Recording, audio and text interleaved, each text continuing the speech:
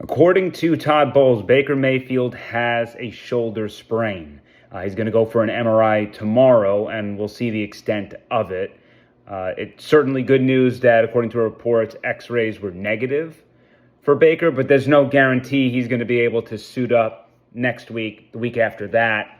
Who knows what the timeline is going to look like? And Teddy Bridgewater spoke with media members tonight from LA, saying that he actually landed in Los Angeles early this morning. He had to fly to Miami for a funeral and landed in LA this morning and was thrust into the game.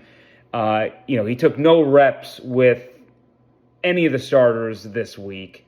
Certainly a game plan in the second half where I would not analyze Teddy Bridgewater at all. Not saying that life is going to be great with Teddy Bridgewater over Baker Mayfield, but I wouldn't judge the second half, really, for any team. I wouldn't say that the Buccaneers defense all of a sudden found something in the second half either, because Sean McVay definitely pulled his foot off the gas pedal a little bit there after the first drive of the second half.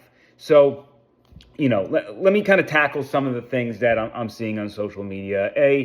I understand how frustrating it is to have another 3-loss losing streak in the middle of the season. Can't say I'm too surprised by it. And all of you have been on social media saying it was coming, after the Patriots loss. And to be honest, it was a lot worse than what I thought it was going to be, even playing teams like the Bills and the Rams.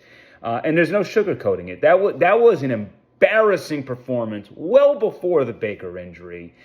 You have a terrible punt by Riley Dixon to start off the game after you kind of sputter there on what was kind of looking like a good first drive. Then you give up a 3rd and 18, which results then in a Rams touchdown. And then Kate Otten just gives the ball away to the Rams, and before you know it, it's 14-0. So horrible execution. The game ran away from them, but even if it didn't, I don't think the defense was going to get many stops. And the offense, what were they going to score with Baker? They might have gotten on a roll there in the second half, figured some things out, maybe like 20 points, 21 points. Maybe they would have been in that realm. Like, the damage was done so early in this game. But look, the schedule does open up here, and there's still a very good chance that the Buccaneers are going to win the NFC South, especially given Carolina's tough schedule. And, I don't know what's going to happen with Atlanta with Kirk Cousins at the helm, but certainly, I know they look dead in the water, but their schedule opens up too, and I wouldn't be surprised if that Thursday night football game against Atlanta becomes a really big deal.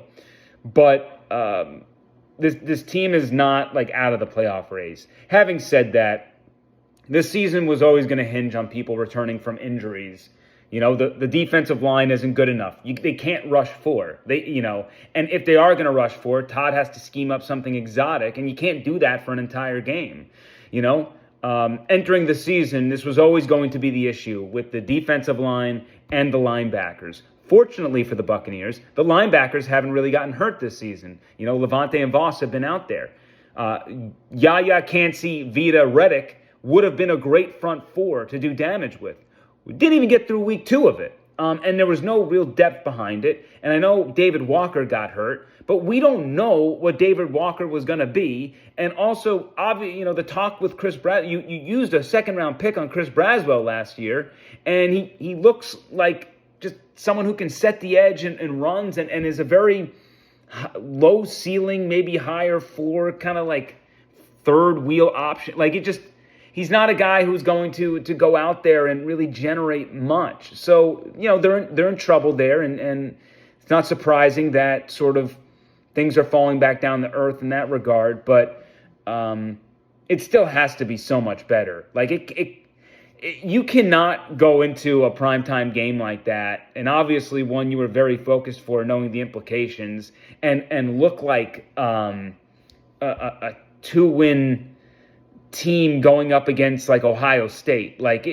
that was ugly. That looked like you don't even deserve to be in the playoffs if you get there. So we know these guys have pride. We know that they have that fight in them. They've been there. They've done that. The schedule opens up all those things. But I do want to make it clear to everybody. So no excuses, right? Like even me, who has given Todd plenty of passes in the past, I can't give him for what we've seen in the Patriots game with the explosives, and then the Bills and the Rams. Like, it's just despicable stuff. So there's no excuses there. And we can talk about players not performing up to abilities, like Zion is getting heat right now. But this lands on Bowles. Like, this is squarely a Bowles issue that he's got to figure out and fix.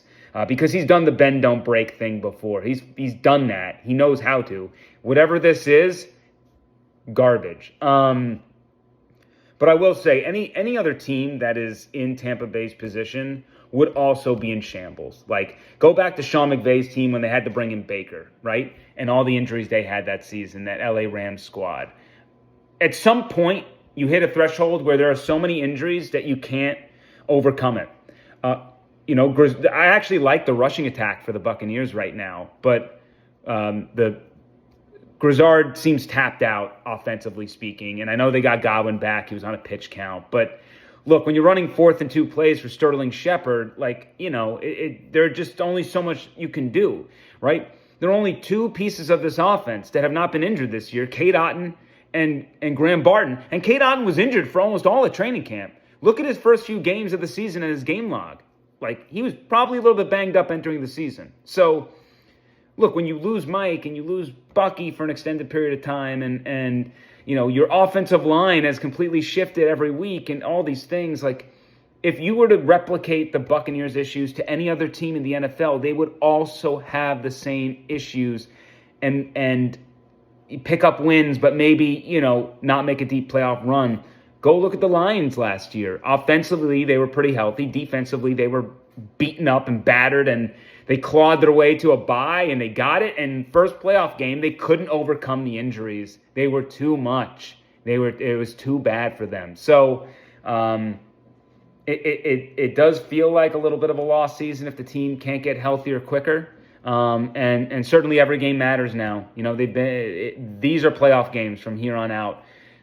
No more excuses. You gotta start running away with games and stacking up the dubs. But once again, Todd Bowles is in the middle of all the ire of fans, and we'll see if they can swim out of it again.